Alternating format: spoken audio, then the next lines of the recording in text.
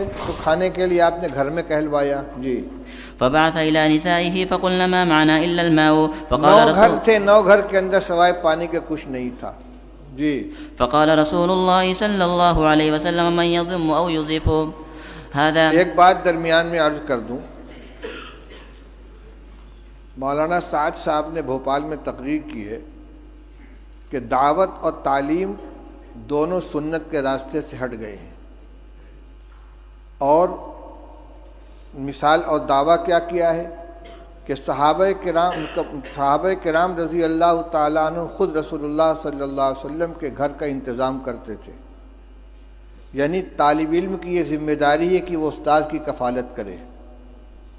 کہتے ہیں کہ صحابہ جنگل جاتے تھے، لکڑیاں کاٹ کے لاتے تھے، اس کو جلانے کے قابل بنا کر فروخت کرتے تھے، اور رسول اللہ صلی اللہ علیہ وسلم کے 9 گھروں کے اندر تازہ بکری کا گوشت روزانہ پہنچاتے تھے.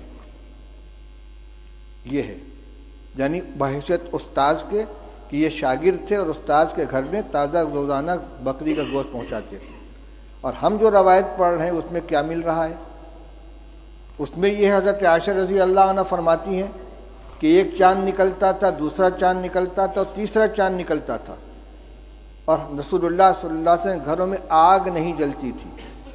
اور یہاں آ رہا ہے کہ 9 گھروں میں حضور صلی اللہ علیہ وسلم نے آدمی بھیجا ہے، اور سب جگہ سے جواب کیا آ رہا ہے؟ ما معنا الا الماء، ہمارے پاس پانی کے علاوہ کچھ نہیں ہے. یہ کیا حدیث کی تحریف نہیں ہے؟ یہ ازواج مطہرات کے بارے میں جو بات کہی جا رہی ہے صحابہ کے بارے میں کہ روزانہ ان کے یہاں بکری کا تازہ گوشت صحابہ کرام پہنچاتے تھے، اور آج طلبہ کو کھانا مطبخ سے دیا جا رہا ہے اور اساتذہ کو تنخواہ دی جا رہی ہے، لہذا تعلیم سنت کے راستے سے ہٹ گئی ہے. یہ کیا مذاق ہو رہا ہے؟ یہ جتنے مدارس چل رہے ہیں، جتنے اکابر نے مدارس قائم کیے ہیں، تعلیم گاہوں کا انتظام کیا ہے، اصحاب صفہ نہیں تھے جن کے لیے صحابہ کرام رضی اللہ تعالیٰ عنہ لا کے خنگور کے خوشے لٹکا دیا کرتے تھے، اور انگور اور کھجور کے خوشے لٹکا دیا کرتے تھے، اور ان کو اسی سے کھانا دیا جاتا تھا.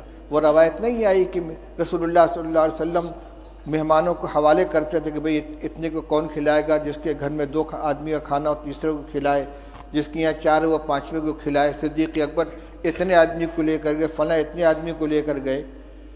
اور حضور صلی اللہ علیہ وسلم کے ساتھ جو تعلق تھا صحابہ کرام کا، وہ صرف استادی و شاگردی کا تھا کہ اس کو اور صحابہ کرام رضی اللہ تعالیٰ عنہ خود پیٹ پر پتھر باندھتے تھے، رسول اللہ صلی اللہ علیہ وسلم بھی پیٹ پر پتھر باندھتے تھے، 2 باندھتے تھے.